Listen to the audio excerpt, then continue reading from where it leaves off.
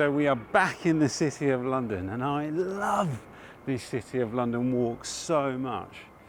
We're here to unpick more of its stories and discover some of its treasures. And we got this, I think, could be the ultimate City of London walk that I've done. The Roman Wall walk is obviously going to be at the top of that list, but today I'm going to do some of the really big sites. So hold your breath for that. We're going to go to the Guildhall, we're going to go to the Bank of England, we're going to go to the Royal Exchange, the Mansion House.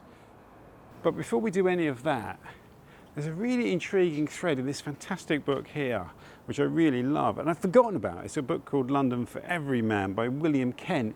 And I think William Kent's one of the great London writers of the 20th century. He wrote, essentially, this is like a guidebook, it's a series of walks. And he also wrote an incredible book called The Lost Treasures of London, about the things that were lost during the Blitz.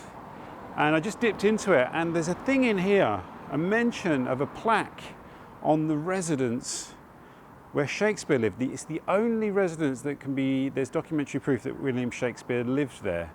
What's really intriguing about it, you think, okay, that's fair enough, let's just go there.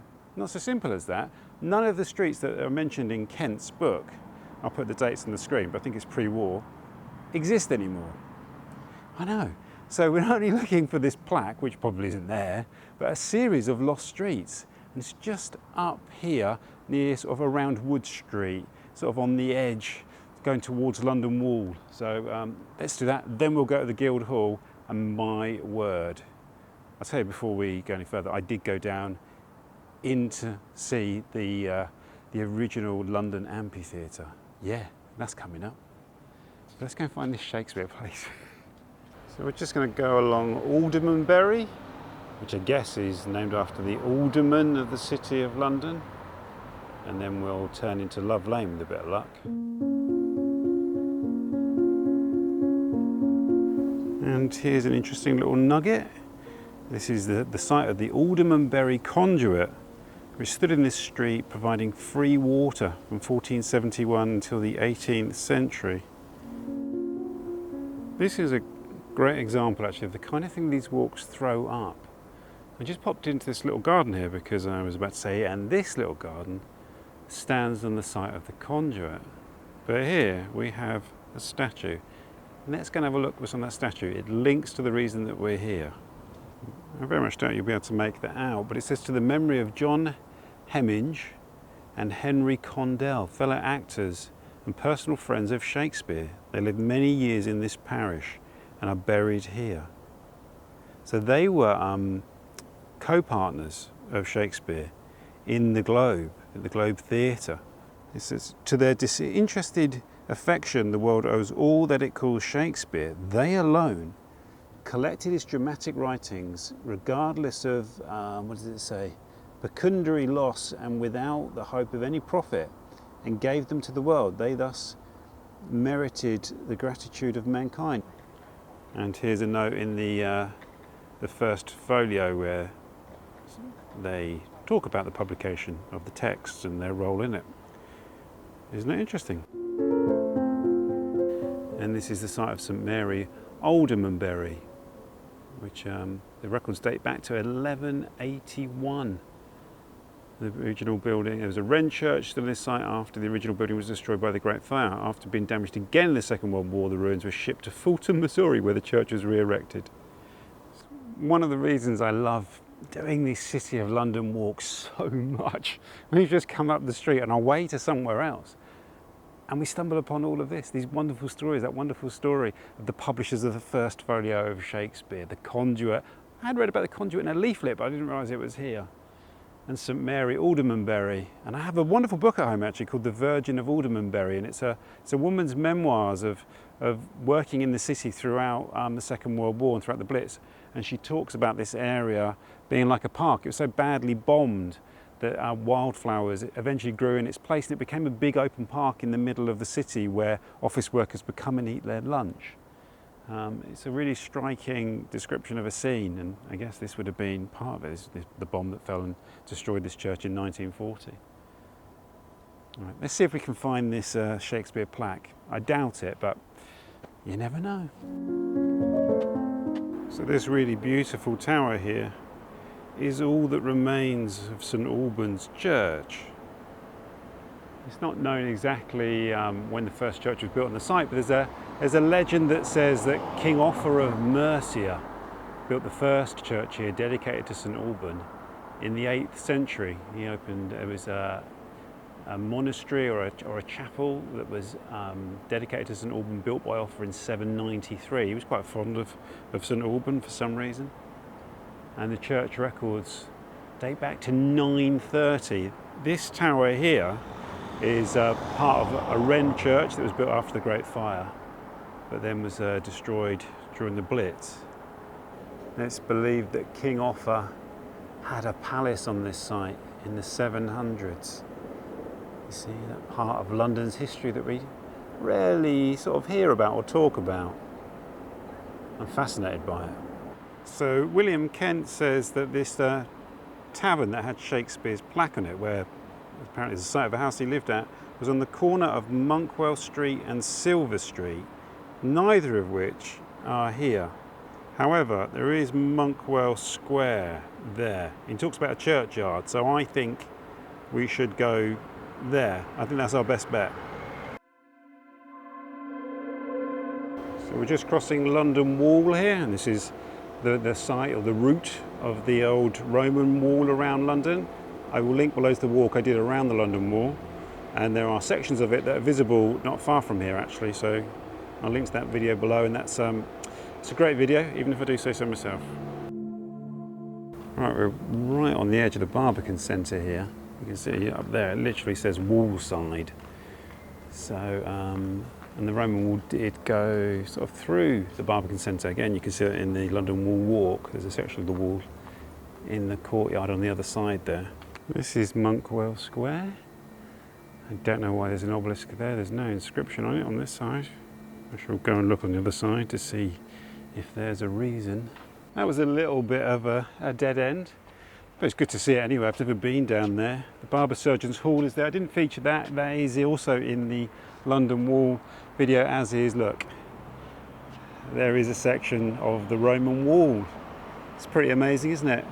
But there is a church down just across the road called St Olaf Silver Street, so it does indicate that Silver Street was over there somewhere as well. So let's give it a go, see if we can find that Shakespeare plaque. I don't think we're going to. You can see this area is all new buildings. I think it was bombed to the ground and rebuilt, so, but we'll persevere. Well, I honestly didn't expect to find the plaque, and I just thought this might be some information here, and this might be St Olaf Silver Street, but can you see a little blue plaque down there in the bottom left of the picture? And here we go, look, William Shakespeare had lodgings near here in 1604 at the house of Christopher and Mary Mountjoy. There you go. William Kent didn't let us down. And this little garden here is on the site of St Olaf's, which was destroyed in the Great Fire of 1666. And it says that the first reference to a church on this site was made in the 12th century, and the dedication is to King Olaf of Norway, the King of Norway, who fought with King Ethelred II against the Danes in England in 1013. The streets are just littered with history, aren't they? Just littered with it, just laying around like this discarded Pret-a-Manger coffee cup. And dead opposite St Olaf's here on Noble Street, we have, look, a really large, long chunk of the old Roman wall. Dates from AD 200. Not known quite why it was built. It's one of the great mysteries, but it sets us up nicely for our visit to the Guildhall. The Roman Wall walk, I think, is one of the best London walks you can do, bar none. I mean, it's just a great walk. You can pick up a map and guide from the Museum of London, which is on the wall. I think there's a fragment of the wall in the car park below there. I couldn't actually get to that when I did the walk because it was December 2020, so a lot of stuff wasn't open, a lot of buildings were closed, but there's sections of the wall that you can visit now that you couldn't when I did it. Massively recommended, and it's just a great walk. It doesn't take long, it's not very far, and you'll love it, you'll love it. Well, I mean, I hope you've enjoyed this so far as much as I have. For me, this has been classic, and now we need to get to the Guildhall. Oh my God, the Guildhall. So much to tell you. I hope I can kind of remember enough of it, or, you know, read enough of it. We're picking up quite a few of the old lost churches of the City of London. This was the site of St Mary Staining, which stood on this site until the Great Fire of London in 1666. And there was a church on this site from the 1100s, or first recorded from that time.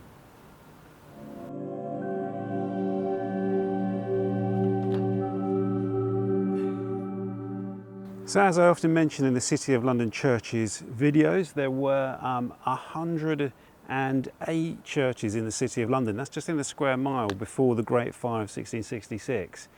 Many of the churches that were destroyed were rebuilt, but 34 of them weren't rebuilt after the Great Fire of London. And so we've seen some of those today.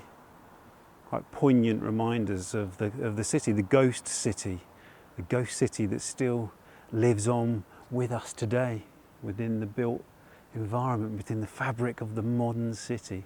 There are these echoes of the past.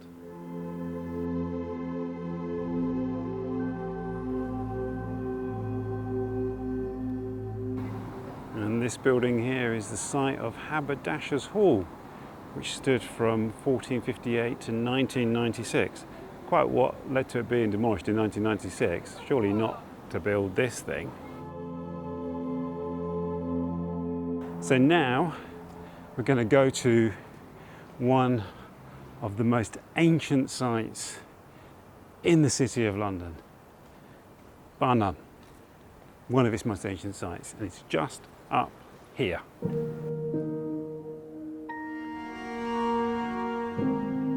So this is the magnificent Guildhall, which has been the seat of power in London, in the City of London, since this building was built in the early 15th century. The building started in 1411, and some of that original building still remains.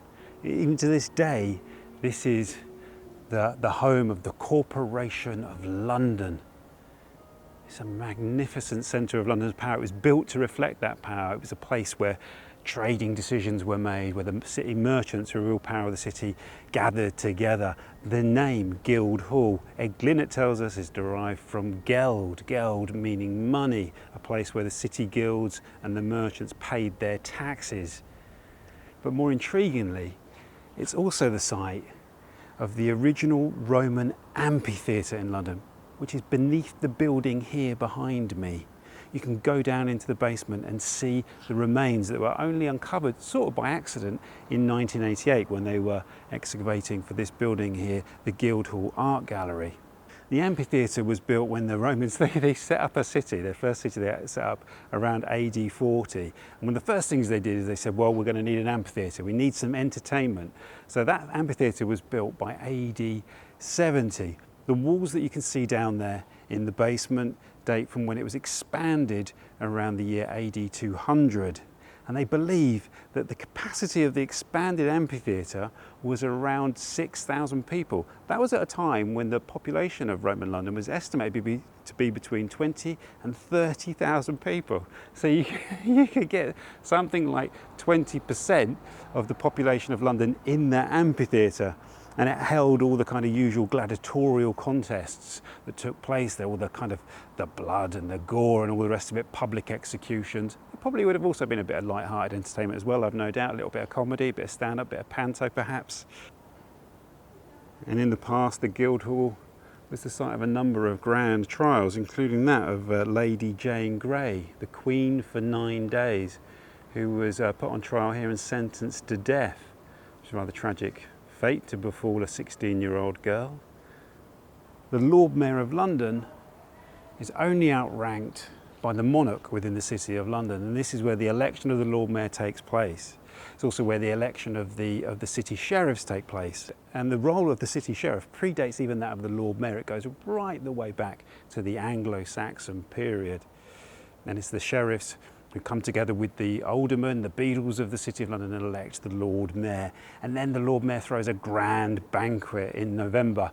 And there's a fantastic photo from Wonderful London, published in the 1920s, of what they call a baron of beef being carved at the banquet of the Lord Mayor, and the table is also festooned with lots of game, feathered game. It's quite a scene, and this ancient ceremony still takes place to this day. It's an incredibly powerful symbol of London, of the power of the Corporation of London, the City of London. And in the gallery there and the exhibits, they remind you of this power, the fact that William the Conqueror ingrained the status of the City of London when he took the throne of England, preserving its ancient liberties and freedoms that existed from the Anglo-Saxon period. And significantly, in the building here, you can see the best preserved copy of Magna Carta, the 1297 Magna Carta, one of the Edwards, I'll put the Edward on the screen here, introduced into Parliament, which again confirmed the status of the City of London. I'm overcome with the pomp and majesty of this site, and it is a site where you really feel the ancient history of London kind of seeping through. What I couldn't get to see, and what I would love to see, are the enormous statues of Gog Magog, which are apparently in the Great Hall there, and they are said to be 14-foot high wooden sculptures. They were created in 1708, I believe, and it's further kind of linked to the myth of Gog Magog and its links to the foundation of London. If you see my Fleet Street video, that's where I explain the story of Gog Magog. There's some good comments actually, because I talk about them being linked to the ancient foundation myths of Britain. Possibly one of the giants representing Coroneus, the Trojan, and Gog Magog, a giant, whether they fought together against the giants of Albion or whether Coroneus was fighting against Gog Magog in order to gain the conquest of Albion, as it were, or Britain, for Brutus, is up to debate. But they also do exist as biblical figures as well. I neglected to say that, and lots of people in the comments say Gog Magog are from the Bible. Yes, they are also in the Bible, and somehow they are linked to the foundation myth of London. Right, we are well overdue a visit to the Bank of England, which is just down here. You can probably see it just at the end of the street here.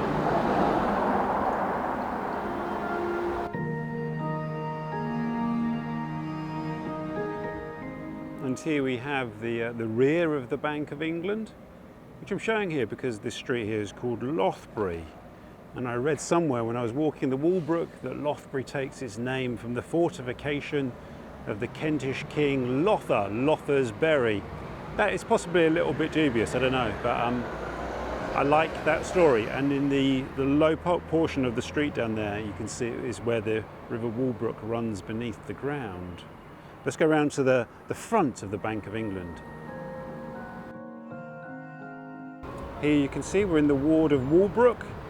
The City of London has 36 wards, I believe, and each one used to have a beadle. I don't know if they all do each have a beadle now, but the beadles in their three-cornered hats with their red coats were quite a sight.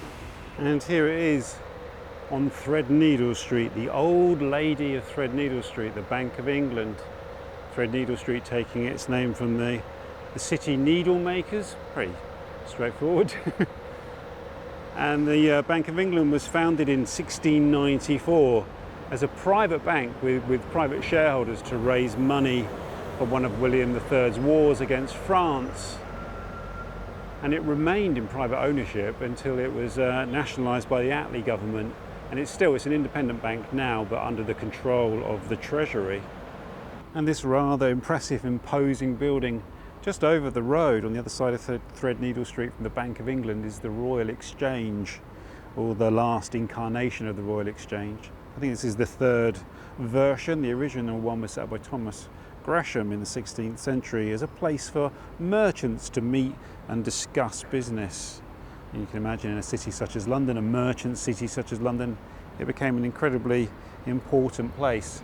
This building, as impressive as it is, I think dates from the 1840s. Now it's quite a nice kind of shopping arcade. And another kind of Roman style building over there is the Mansion House, which is the official residence of the Lord Mayor of London, and such a grand place it is too, isn't it? This building dates from the 1760s. There's still a number of kind of official functions take place there. The Mansion House speech is a major speech which is given, I think, by the Chancellor of the Exchequer, isn't it? And also Eglin, it recounts that the Butchers' Company still present the Lord Mayor of London with a boar's head, which is seen as payment for the land that they used to use to butcher their animals on. So I'll do this piece stood beneath the statue of Wellington, the Iron Duke. I don't know what link Wellington has to this location here, other than to say when you look at this junction here at Bank Station, you can see it's a real centre of power in London, can't you? Look, the Mansion House, home of the Lord Mayor of London, the Bank of England, the Royal Exchange. It's all here and just around the corner from the Guildhall. And I think this nexus of power here, this junction of power, this powerhouse of this great city. I'm running out of superlatives, you could see that. I can't cover that with an edit. I'll just leave that there. I think this is the perfect place to end this City of London walk, and what a cracker it's been. In terms of like a coverage, you know, the area that I've covered, it's a very small area, but it just demonstrates how many stories there are, and I've just skimmed across the surface of what's here. And we still have a ton of churches to do, including St Lawrence Jewry, which was near the Guildhall, but you could see it was all wrapped in scaffolds. So we'll wait till that's been renovated and we can go in there. I'm going to cross into some light. You can see, look, I'm in shadow. It's because it's a really lovely sunny day. It's mostly shadow, but I'll try and find somewhere for my final piece to camera. It's better, nice bit of sunlight right in my face. Well, thank you so much for joining me on that amazing City of London walk. Another amazing City of London walk. It just, the stories and the history sort of just littered around everywhere, isn't it? It's just kind of like, they're so rewarding, and I think I could make 100 videos exploring the City of London. Did we do any of the existing churches of the City of London? I think all the churches in this were you know, lost churches, if you like. So thank you once again for joining me on an amazing walk. Thanks to my wonderful supporters on Patreon. I'll drop a link below if you want to take a look at that and consider supporting this channel through Patreon. I post content there during the month, and I do a live Q&A in the last week of the month. Well, as I always like to say, I look forward to seeing you in the next walk, wherever that may be. Do I have an idea? Not really, as a short list of about 3 or 4. I'd say, yeah, 3 or 4. I'll try and narrow that down to 2. But anyway, I'm waffling now. Take care, have a great week. Bye-bye.